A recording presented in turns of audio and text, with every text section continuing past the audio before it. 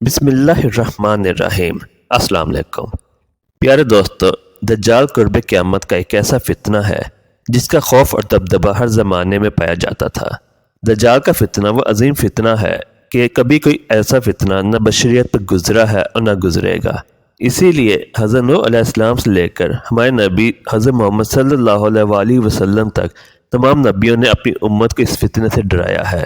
حضرت عمران بن حسین رضی اللہ تعالیٰ عنہ سے مروی ہے کہ اللہ کے رسول صلی اللہ علیہ وآلہ وسلم نے ارشاد فرمایا کہ آدم علیہ السلام سے لے کر قیامت تک دجال سے بڑھ کر کوئی فتنہ نہیں ہے۔ اسی لیے تمام انبیاء اپنی امتوں کو اس سے متنبہ کرتے آئے ہیں، لیکن ہمارے نبی صلی اللہ علیہ وآلہ وسلم نے جہاں دجال کے فتنے سے اپنی امت کو ڈرایا ہے، وہیں اس کی بہت سی نشانیاں بھی بیان فرمائی ہیں۔ نبی پاک صلی اللہ علیہ وآلہ وسلم نے ارشاد فرمایا کہ قیامت اس وقت تک قائم نہیں ہوگی جب تک کہ دجال اس دنیا میں ظاہر نہ ہو جائے۔ دجال کے ظاہری نشانیاں اور شکل صورت کے بارے میں نبی اکرم صلی اللہ علیہ وآلہ وسلم نے ارشاد فرمایا کہ دجال چھوٹے قد کا ہوگا، وہ بدصورت ہوگا، وہ ایک آنکھ سے اندھا ہوگا اور اس کے دونوں پاؤں ٹیڑے ہوں گے اور اس کے جسم میں بہت زیادہ بال ہوں گے، اس کے سر کے بال گھنگرالے ہوں گے اور اس کا رنگ سرخ یا گندمی ہوگا، اس کی ناک طوطے کی چونچ کے جیسی ہوگی، اور دجال کی سب سے واضح نشانی یہ ہوگی کہ اس کے ماتھے پر کافر لکھا ہوگا، جس کو ہر مسلمان پڑھ لے گا، چاہے وہ پڑھا لکھا ہو یا پھر ان پڑھ ہو، لیکن کافر اور فاسق لوگ اس کو نہ پڑھ سکیں گے۔ پیارے دوستو، دجال جب اس دنیا میں ظاہر ہوگا تو لوگوں کے سامنے وہ پرہیزگار بن کر رہے گا تاکہ لوگ زیادہ سے زیادہ اس کی پیروی کریں، لیکن اندر سے وہ کافروں کی طرح ظالم ہوگا۔ دجال سب سے پہلے نبوت کا دعویٰ کرے گا۔ جب اس کے ماننے والوں کی تعداد زیادہ ہو جائے گی تو اس کے بعد یہ خدائی کا دعویٰ کرے گا۔ دجال ایک بہت بڑی سواری پر سوار ہو کر پورے روئے زمین پر گردش کرے گا۔ وہ سواری اتنی بڑی ہوگی کہ اس کی آنکھوں کے درمیانی فاصلہ 40 گز ہوگا۔ دجال کے پاس بے شمار طاقت اور بے شمار مال و دولت کے خزانے ہوں گے۔ اس روئے زمین کی زیادہ تر نہروں پر اس کا قبضہ ہوگا اور اس کی اجازت کے بغیر کوئی بھی پانی نہ پی سکے گا۔ یہ لوگوں کو گمراہ کرنے کے لیے طرح طرح کی شعبدے بازیاں دکھائے گا۔ یہ آسمان کو حکم دے گا تو وہ بارش برسائے گا، زمین کو حکم دے گا تو یہ سبزہ اگائے گی۔ اس وقت دجال اپنے آپ کو خدا کہے گا۔ جو لوگ اس کے پیروکار بن جائیں گے ان کو یہ مالا مال کر دے گا اور وہ لوگ عیش و عشرت کی زندگی گزاریں گے، اور جو لوگ دجال کو خدا ماننے سے انکار کر دیں گے تو یہ ان کو قتل کر دے گا۔ دجال بجلی سے بھی زیادہ تیز رفتار سے اس زمین کے اندر گردش کرے گا اور وہ دنیا کے ہر کونے میں جائے گا۔ اس وقت دنیا کے تمام کافر اور اسرائیلی لوگ اس کی حمایت کریں گے اور اس کی جماعت کے ساتھ شامل ہو جائیں گے، لیکن جو سچا مسلمان ہوگا وہ اس کو پہچان لے گا اور اس کو ماننے سے انکار کر دے گا۔ دجال پوری روئے زمین میں فتنہ و فساد پھیلانے کے بعد مکہ مکرمہ اور مدینہ منورہ کی طرف روانہ ہوگا۔ جب یہ مکہ میں داخل ہونے کی کوشش کرے گا تو اس کو مکہ میں داخل ہونے سے روک دیا جائے گا اور آخرکار مکہ سے ذلیل و خوار ہو کر مدینہ منورہ کی طرف جائے گا۔ اس وقت مدینہ منورہ کے 7 دروازے ہوں گے اور ہر دروازے پر اللہ تبارک و تعالیٰ کی طرف سے ایک نگہبان فرشتہ مقرر ہوگا جو اس کو مدینہ منورہ میں داخل ہونے نہیں دے گا۔ حضرت انس بن مالک رضی اللہ تعالیٰ عنہ روایت کرتے ہیں کہ رسول اکرم صلی اللہ علیہ وآلہ وسلم نے فرمایا، کوئی شہر ایسا نہیں جس میں دجال داخل نہ ہو سوائے مکہ اور مدینہ کے۔ فرشتے مکہ اور مدینہ کے راستوں پر صف باندھے کھڑے ہوں گے اور ان دونوں شہروں کی حفاظت کریں گے۔ دجال مدینہ منورہ کی سنگلاخ زمین تک پہنچے گا تو 3 بار زلزلے آئے گا اور مدینہ منورہ میں موجود تمام کافر اور منافق دجال کے پاس چلے جائیں گے۔ پیارے دوستو، دجال 40 دن تک دنیا میں رہے گا اور آخرکار امام مہدی اور حضرت عیسیٰ علیہ السلام کے ساتھ اس کا مقابلہ ہوگا۔ اس وقت دجال کا لشکر دنیاوی اعتبار سے مسلمانوں سے زیادہ مضبوط اور طاقتور ہوگا۔ اس وقت مسلمانوں اور دجالی گروہ کے درمیان ایک بہت بڑی جنگ ہوگی۔ اس جنگ کے اندر دجالی ہار جائیں گے اور دجال کے لشکر کو بری طرح ہار کا سامنا کرنا پڑے گا۔ اس وقت دجال حضرت عیسیٰ علیہ السلام سے ڈرتے ہوئے فلسطین کی طرف بھاگے گا اور حضرت عیسیٰ علیہ السلام اس کا پیچھا کرتے ہوئے اس کو مقام لد پر پکڑ لیں گے اور اللہ تبارک و تعالیٰ کے حکم سے دجال کو قتل کر دیں گے۔ پیارے دوستو، اب ذکر کرتے ہیں کہ دجال کون ہے اور اس کے ماں باپ کون ہیں۔ دجال کی پیدائش سے متعلق مختلف روایات ملتی ہیں، جیسا کہ نبی اکرم صلی اللہ علیہ وآلہ وسلم کے دور کی بات ہے کہ جب مسلمان مکہ سے مدینہ کی طرف ہجرت کر رہے تھے کہ انہی دنوں میں مدینہ کے اندر ایک یہودی عورت نے بچے کو جنم دیا جو کہ پیدائشی کانا تھا۔ پیدائش کے اعتبار سے یہ بچہ بہت عجیب و غریب تھا۔ بچپن میں یہ بچہ مدینے کے اندر بچوں کے ساتھ کھیلا کرتا تھا اور آہستہ آہستہ یہ بچہ مدینے کے اندر مشہور ہونے لگا اور مدینے کے اندر اس نے اپنے اوپر وہی آنے کا دعویٰ کر دیا اور یہ بچہ لوگوں کے ساتھ عجیب و غریب اور پراسرار باتیں کرنے لگا۔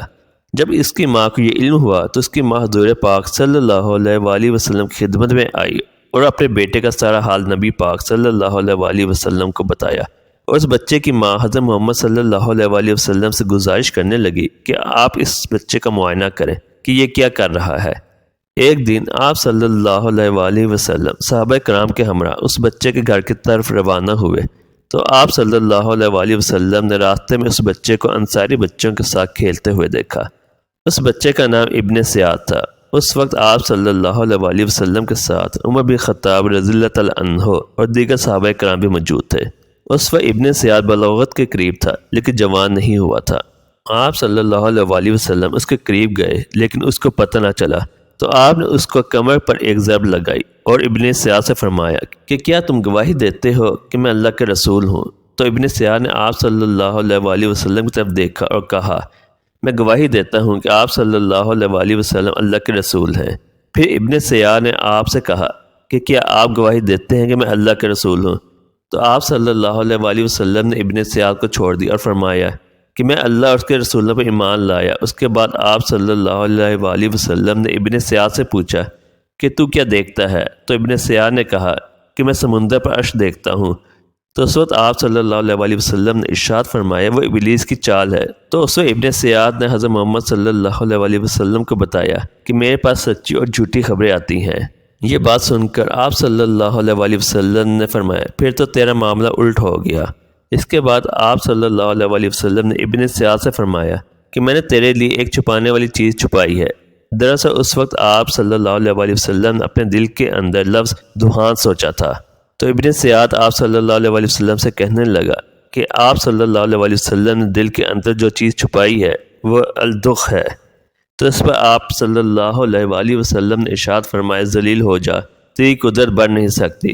اس وقت حضرت عمر رضی اللہ تعالیٰ عنہ نے فرمایا کہ اگر آپ مجھے اجازت دے تو میں اس کی گردن اڑا دوں۔ تو اس وقت حضور اکرم صلی اللہ علیہ وآلہ وسلم نے ارشاد فرمایا کہ اسے چھوڑ دو، کہ اگر یہ سچا ہے تو اسے قتل نہیں کر سکتا اور اگر یہ جھوٹا ہے تو اسے قتل کرنے میں کوئی بھلائی نہیں۔ پیارے دوستوں، مدینے کے لوگ ابن سیاد کے بارے میں کہا کرتے تھے کہ بعض شیاطین اس کے پاس آتے تھے جو اسے عرش الہی کی خبریں دیا کرتے تھے، جبکہ آپ صلی اللہ علیہ وآلہ وسلم نے ابن سیاد کے بارے میں سکونت اختیار کی ہے، کیونکہ آپ کی طرف یہ وحی نہیں کی گئی کہ ابن سیاد کی حقیقت کیا ہے، جبکہ بعض لوگ ابن سیاد کو دجال مانتے ہیں، اور چند صحابہ کرام کا خیال بھی یہی تھا۔ ایک دوسری روایت میں ملتا ہے کہ حضرت عمر رضی اللہ تعالیٰ عنہ آپ صلی اللہ علیہ وسلم کے سامنے ابن سیاد کو دجال کہا کرتے تھے، لیکن آپ نہ ہی اس بات کا اقرار کرتے اور نہ ہی انکار کرتے۔ پیارے دوستو، ابن سیاد کے اندر ایسی بہت ساری نشانیاں موجود تھیں جو کہ ہو بہو دجال کی نشانیاں تھیں۔ یہی وجہ ہے کہ اس دور کے اندر صحابہ کرام بھی ابن سیاد کو دجال کہا کرتے تھے، اور بعض مفسرین کا کہنا ہے کہ ابن سیاد ہی وہ شخص ہے جو قیامت کے قریب دجال بن کر ظاہر ہوگا۔ حضرت ابو سعید خضری رضی اللہ تعالیٰ عنہ بیان کرتے ہیں کہ ابن سیاد مجھ سے کہنے لگا کہ میں دجال کے ماں باپ کو بھی جانتا ہوں اور دجال کو بھی جانتا ہوں۔ اس وقت حضرت ابو سعید خضری رضی اللہ تعالیٰ عنہ نے ابن سیاد کو کہا کہ کیا تو اس بات کو پسند کرتا ہے کہ تو ہی دجال ہو؟ تو اس وقت ابن سیاد نے کہا اگر مجھے دجال بنایا گیا تو میں اس بات کو ناپسند نہیں کروں گا کہ میں دجال بنوں۔ پیارے دوستو، بعض مفسرین کا کہنا ہے کہ ابن سیاد دجال نہیں ہے، کیونکہ یہ بعد میں آپ صلی اللہ علیہ وآلہ وسلم پر ایمان لے آیا تھا، بلکہ دجال حضرت سلیمان علیہ السلام کے دور میں جنات اور انسان کے ملاپ سے پیدا ہوا تھا اور اس کے ماں باپ کو قتل کر دیا گیا تھا، اور دجال کو ایک جزیرے کے اندر قید کر دیا گیا تھا، اور دجال آج بھی اسی جزیرے پر قید ہے، اور اس کے ساتھ ساتھ شیطان اس کو ہر بات کی وہیں پر خبر دیتے ہیں۔ پیارے دوستو، حقیقت تو یہ ہے کہ دجال قیامت کے نزدیک ظاہر ہوگا، اور اس کی جو نشانیاں ہوں گی وہ آپ صلی اللہ علیہ وآلہ وسلم کی احادیث میں واضح طور پر مل جاتی ہیں، لیکن یہ دجال کہاں ہے اور یہ کہاں سے آیا اور یہ کیسے پیدا ہوا اور اس کے ماں باپ حقیقی طور پر کون ہیں، اس کے بارے میں کسی کو کوئی علم نہیں۔ اس کا علم صرف اللہ تبارک و تعالیٰ کی ذات کے پاس ہے۔ اللہ تعالیٰ ہی جانتا ہے کہ دجال حقیقت میں کون ہے اور وہ کیسے پیدا ہوا۔ اللہ تبارک و تعالیٰ سے دعا ہے کہ وہ اپنے پیارے حبیب حضرت محمد صلی اللہ علیہ وآلہ وسلم کے صدقے ہم سب کو دجال کے فتنے سے بچائے اور ایمان پر قائم رہنے کی توفیق عطا فرمائے، آمین۔ پیارے دوستو، امید کرتا ہوں آپ کو یہ ویڈیو پسند آئی ہوگی۔ اگر آپ اس چینل پر نئے ہیں تو چینل کو سبسکرائب کر دیں اور بیل آئیکن کو پریس کر دیں۔